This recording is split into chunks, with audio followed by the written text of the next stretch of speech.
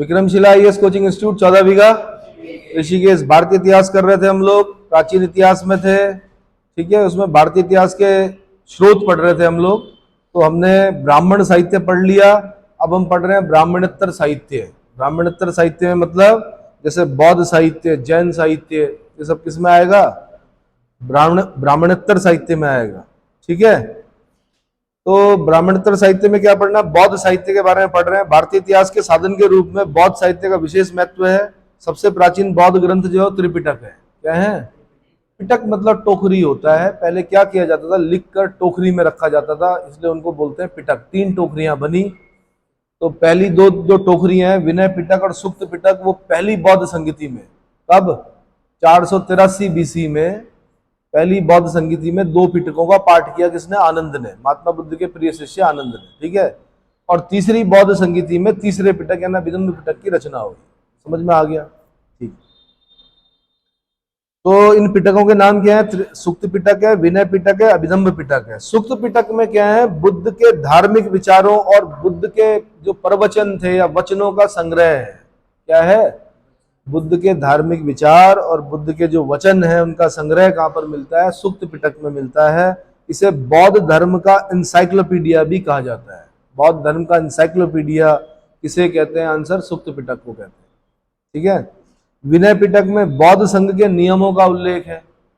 बौद्ध भिक्षुओं के आचार नियम कैसे होंगे, बौद्ध संघ में क्या नियम होंगे, वो सब कहां पर मिलता है? विनय पिटक में मिलता है। अभिधम्ब पिटक जो है वो बौद्ध दर्शन का क्या करता है? विवेचन करता है, दार्शनिक सिद्धांत बौद्ध दर्शन का विवेचन करता है, यानी बौद्ध दर्शन का दार्शनिक सिद्धांत जो मिलता है वो हमें कहां पर मिलता है? अभिधम्ब पिटक में मिलता है, जिसकी रचना तीसरी बौद्ध संगति में हुई थी, ठीक है।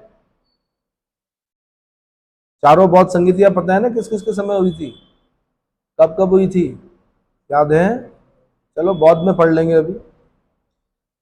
अगला, बुद्ध की शिक्षाओं को संकलित कर उन्हें 3 भागों में बांटा गया। इन त्रिपिटकों की रचना बुद्ध के निर्वाण प्राप्त करने के बाद हुई, यानी महात्मा बुद्ध के जीवित रहते हुए ये पिटक नहीं थे। 483 बीसी में महात्मा बुद्ध की मृत्यु हुई।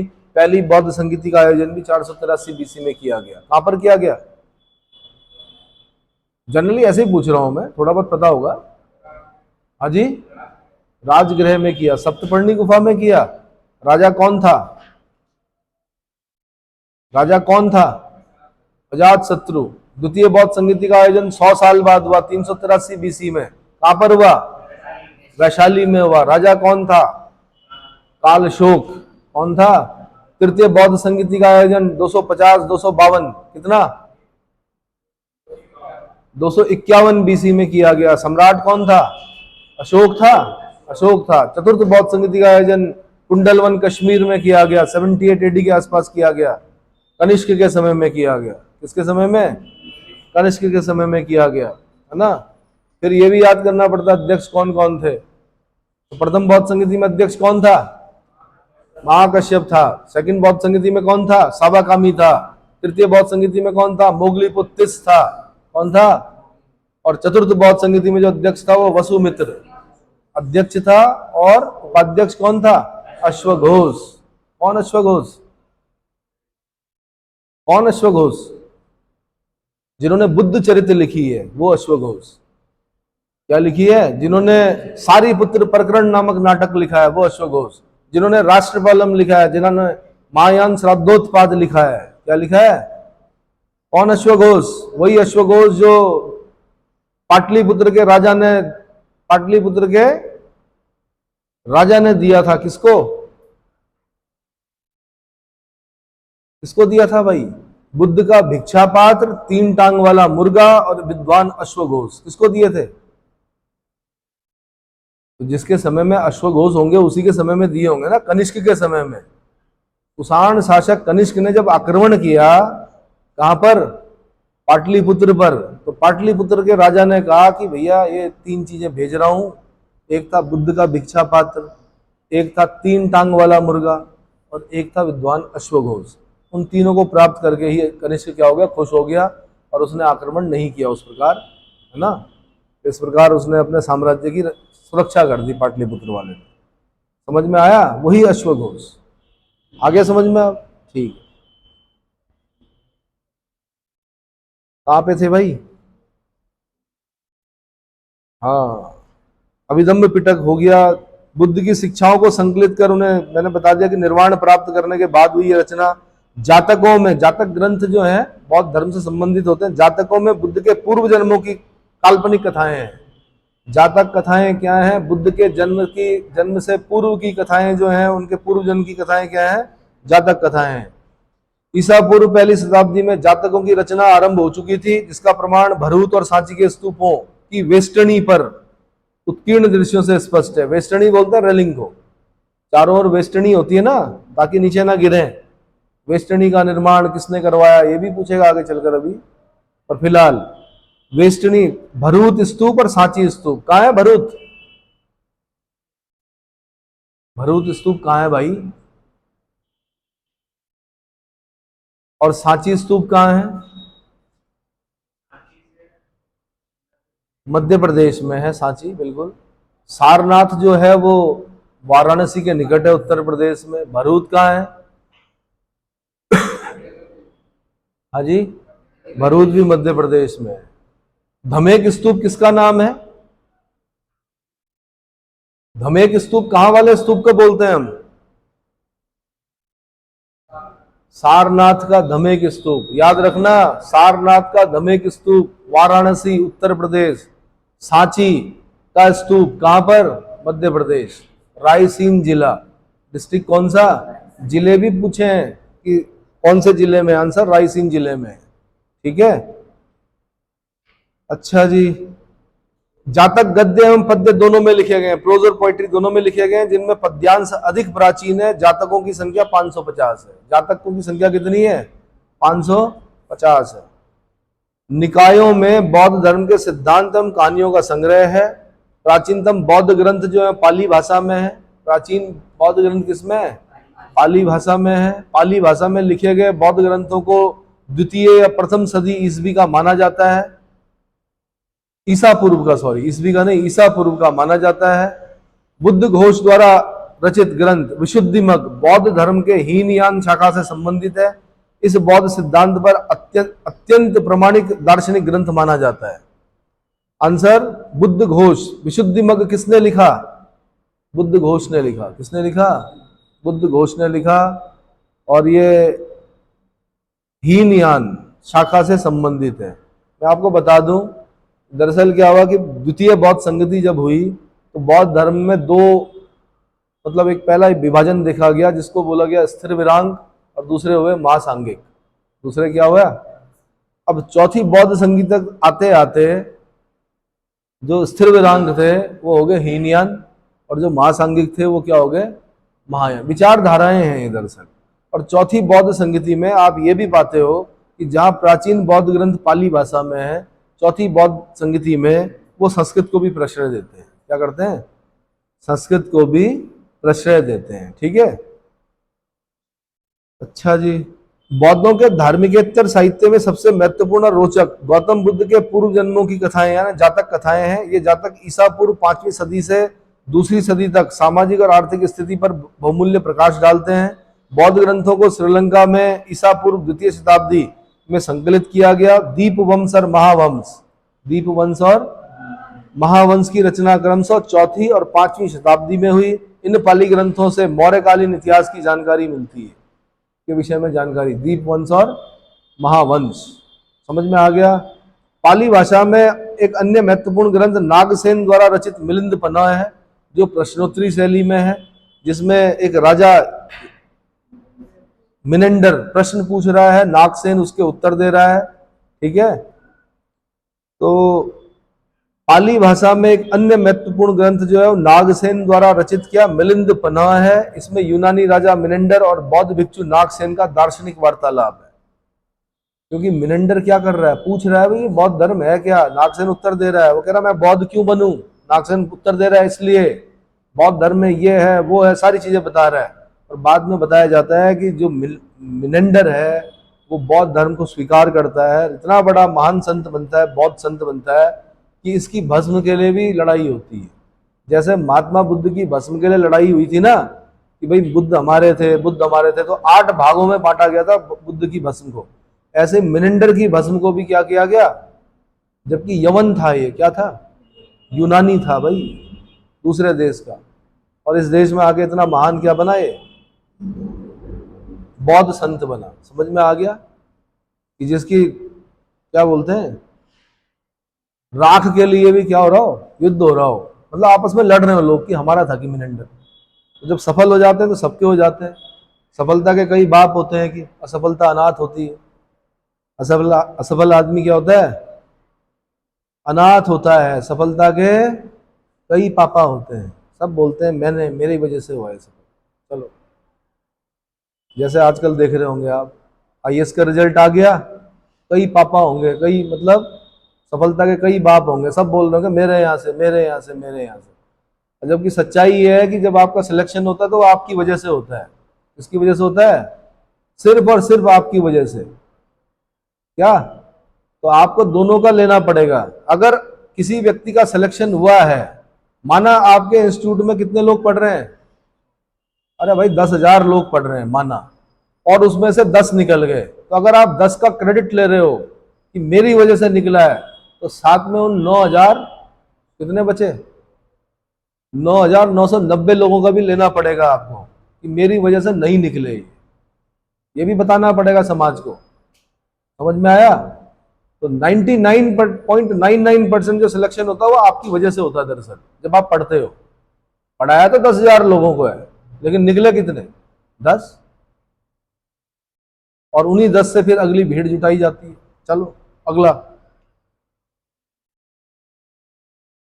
कहां तक पहुंचे भाई, कहां तक पहुंचे,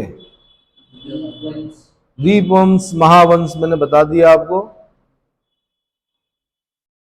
ठीक है, तो बौद्धों के धार्मिकेतर साहित्य में ये बता दिया मैंने, जातक कथाएं बता दी, बौद्ध श्रीलंका में बता दिया, 4वीं-5वीं शताब्दी बता दी, मिनेंडर बता दिया। दिव्यावदान में अनेक राजाओं की कथाएं हैं, दिव्यावदान में अनेक राजाओं की कथाएं हैं। आर्य मंजूश्री मूल कल्प में बौद्ध दृष्टिकोण से गुप्त सम्राटों का वर्णन मिलता है।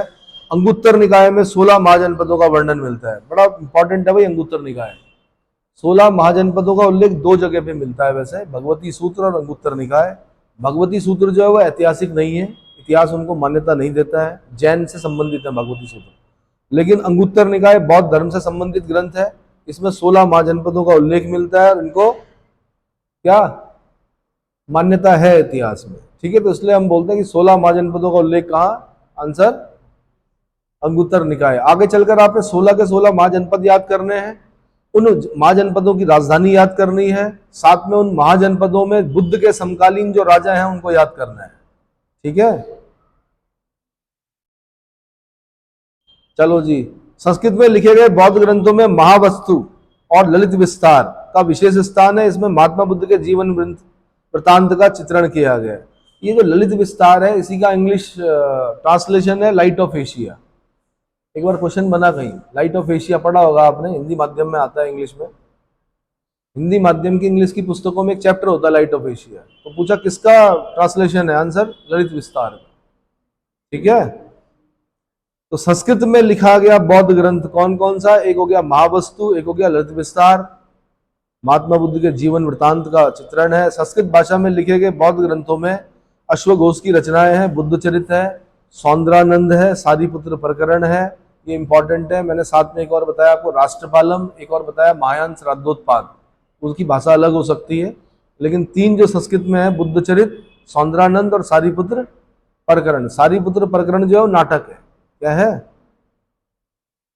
ठीक है जी। जैन साहित्य, अब जैनियों पे आ गए हम, तो जैन साहित्य को आगम कहा जाता है। आगम का मतलब होता है सिद्धांत, आगम मतलब क्या होता है, तो जैन साहित्य को आगम कहा जाता है। जैन आगमों में सबसे महत्वपूर्ण 12 अंग हैं, क्या है, 12 अंग हैं। आगमों में पढ़ेंगे हम 12 अंग, 12 उपांग, 6 छंद सूत्र, 10 प्रकीर्ण, 63 शलाका पुरुष, ये पढ़ने आगे चलकर। चलिए जी, आचारांग सूत्र में जैन आगमों में सबसे महत्वपूर्ण 12 अंग हैं। आचारांग सूत्र में जैन भिक्षुओं के आचार नियमों का उल्लेख है, नाम से ही पता चल रहा है आचारांग सूत्र। तो जैन भिक्षुओं के आचार नियमों का उल्लेख कहाँ मिलता है, आचारांग सूत्र में मिलता है। भगवती सूत्र में महावीर के जीवन पर कुछ प्रकाश पड़ता है। नायधम्म कहा सूत्र में महावीर की शिक्षाओं का संग्रह है। ये सब क्वेश्चन बन चुके हैं, यूपी में दिखे हैं ये, और अलग अलग जगह पीसीएस आईएएस में कई अलग अलग जगह पर दिखे हैं। नायधम्म कहा सूत्र में महावीर की शिक्षाओं का संग्रह है। 12 अंगों में प्रत्येक का उपांग भी है। इन पर अनेक भाष्य लिखे गए हैं जो निर्युक्ति, चूर्णी और टीका कहलाते हैं। क्या कहलाते हैं? निर्युक्ति, चूर्णी और। जैन आगमों का वर्तमान रूप एक सभा में निश्चित किया गया जो 513 से या 526 या 6ठी शताब्दी ईस्वी में वल्लभी गुजरात में हुई थी। वल्लभी कहाँ पड़ता है? गुजरात में पड़ता है। दरअसल 2 जैन संगीतियां पढ़ते हैं आप, कौन कौन सी? कौन कौन सी? एक 300 बीसी में पढ़ते हैं शायद, और एक पढ़ते हैं सीधे 800 साल बाद, 513 में। एक 300 बीसी में होती है और एक होती है 513 या 526 ईस्वी में, वल्लभी गुजरात में। क्लियर हो गया? भगवती सूत्र में 16 महाजनपदों का उल्लेख है, लेकिन मैंने कहा इतिहास इसको नहीं मान्यता देता है। जैन धर्म का प्रारंभिक इतिहास कल्प सूत्र लगभग 4वीं शताब्दी ईसा पूर्व के से ज्ञात होता है, जिसकी रचना किसने की? भद्रबाहु ने। कई बार इतने से काम चल जाता है। कल्प सूत्र की रचना किसने की? आंसर भद्रबाहु ने की। जैन ग्रंथ की रचना प्राकृत भाषा में हुई है भाई। इसमें महावीर स्वामी की पुत्री अनुज्ञा को बोला जाता है कि प्राकृत भाषा का क्या, जो प्राकृत भाषा की जो स्टार्ट किया वो किसने किया? अनुज्ञा ने किया। किसने किया? जैन ग्रंथों में परिशिष्ट पर्वण, भद्रबाहु चरित, आवश्यक सूत्र, आचारांग सूत्र, भगवती सूत्र, कालिका पुराण आदि विशेष रूप से उल्लेखनीय है। इनमें अनेक ऐतिहासिक घटनाओं की सूचना मिलती है। ठीक है। जैन ग्रंथों में सबसे महत्वपूर्ण क्या है? हेमचंद्र कृत परिशिष्ट पर्वण। कौन सी?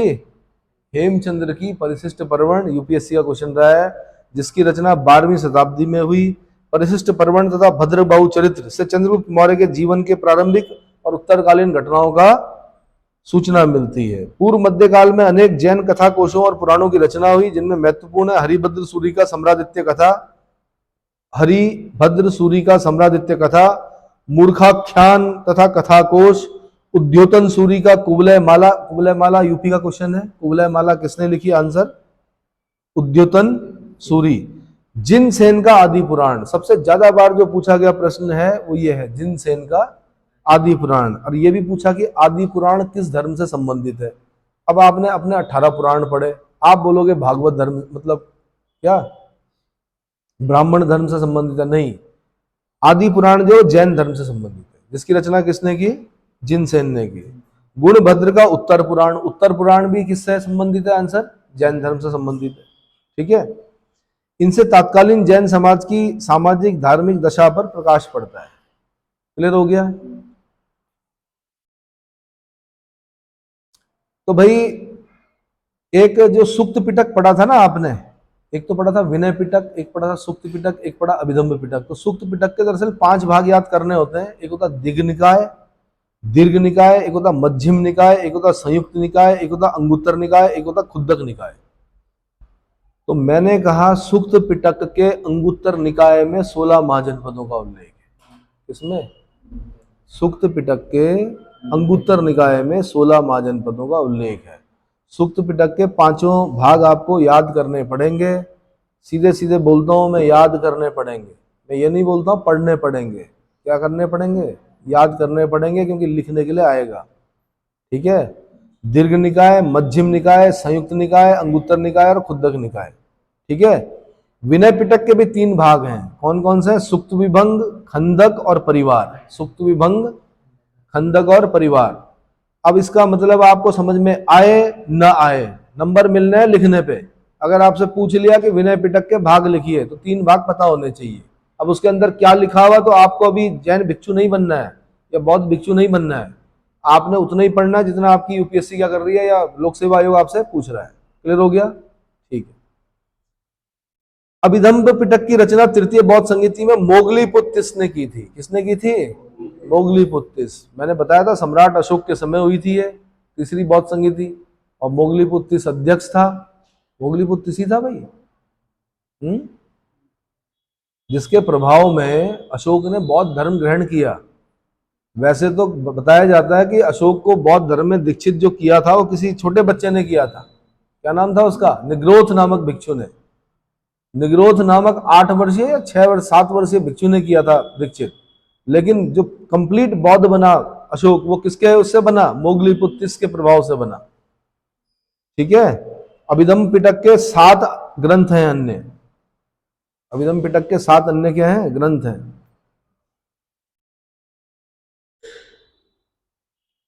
एक जैन ग्रंथों की रचना किसमें हुई? प्राकृत भाषा में हुई। एक मैंने बता दिया हेमचंद की परिशिष्ट परमण इंपॉर्टेंट है।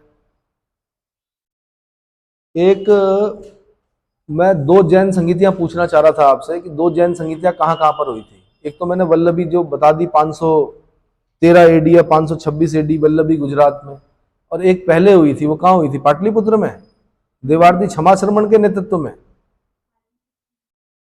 देख लीजिए एक बार, पहली जैन संगीति कहां पर हुई? पाटलिपुत्र में। कौन थे? देवार्ती क्षमा शर्मण? नहीं, पहली जैन संगीति हुई थी स्थूलभद्र। किसके? स्थूलभद्र के नेतृत्व में। और दूसरी जैन संगीति जो ये कहां पर हो रही है? वल्लभी गुजरात में। उसके जो अध्यक्ष हैं वो कौन है? देवार्ती क्षमा शर्मण है। ऐसा ही है। दरअसल क्या होता, 12 वर्ष का काल पड़ा था कहा? मगध में। ठीक है, तो चंद्रगुप्त मौर्य का समय था। चंद्रगुप्त मौर्य भद्रभाव के साथ कहां चले गए? कहां चले गए? श्रवण बेलगोला। और चंद्रगिरी पहाड़ी पर उन्होंने क्या कर दिया? अपने प्राण त्याग दिया संलेखन विधि द्वारा। स्थूलभद्र वहीं रहे। ठीक है, तो उनके नेतृत्व में हुई है कौन सी? पाटलिपुत्र वाली। ठीक है, ठीक है भाई। इसके बाद मैं कराऊंगा लौकिक साहित्य।